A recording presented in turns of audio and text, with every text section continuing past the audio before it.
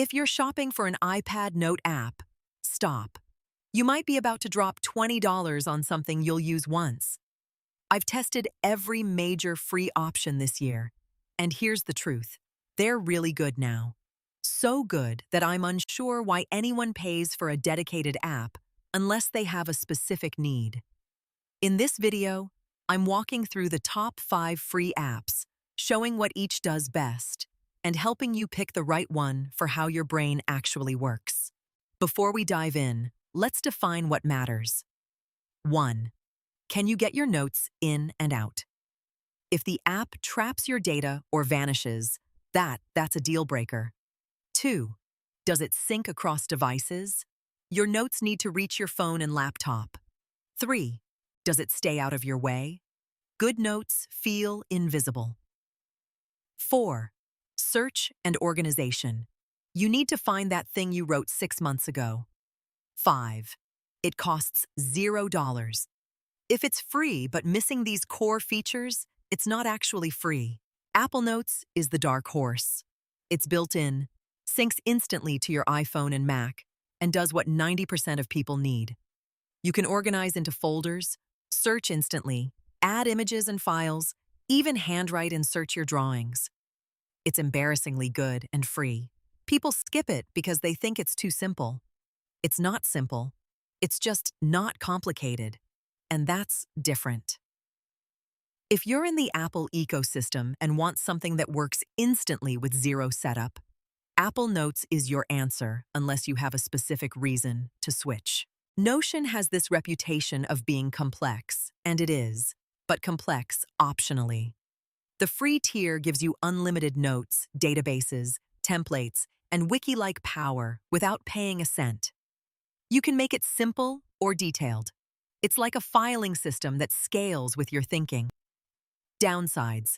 It syncs slower than Apple's native apps, limited offline access, and real learning curve. You might spend 2 hours setting up what Apple Notes does intuitively in 2 minutes. Notion is for people who enjoy organizing and customizing. OneNote is the app everyone forgets about. It's Microsoft's Note solution, and surprisingly strong, especially if you use OneDrive or Office. The free version includes unlimited notebooks, sections, collaboration, and even image OCR. Syncing is solid and offline friendly. The interface isn't as polished as Apple Notes or Notion, but it's stable and rarely changing. People dismiss OneNote because it feels older, but that's actually a strength. The case for OneNote: you're already in Microsoft's ecosystem. The case against it: you're not. Obsidian is where serious note-takers live. It stores your notes as plain text files on your device. No servers, no vendor lock-in. You own your notes absolutely. The free iPad version includes Markdown support, internote linking, real search, and deep customization. Downside: there's a learning curve. You write Markdown, organize files yourself, think in connections. Obsidian is for writers and researchers who want control. If you just jot quick thoughts, it's overkill. If you write daily, Obsidian might be the tool you've been waiting for. So here's my honest framework. Want simplest with instant results? Apple Notes. Want power and willing to learn? Notion. Locked into Microsoft already? OneNote. Write seriously and want data control? Obsidian. If you're torn between them, start with Apple Notes for 30 days. If you want more, switch. The mistake people make is downloading 5 apps and using none. Pick one app, commit to a full month, see if your brain works that way. You can always switch later.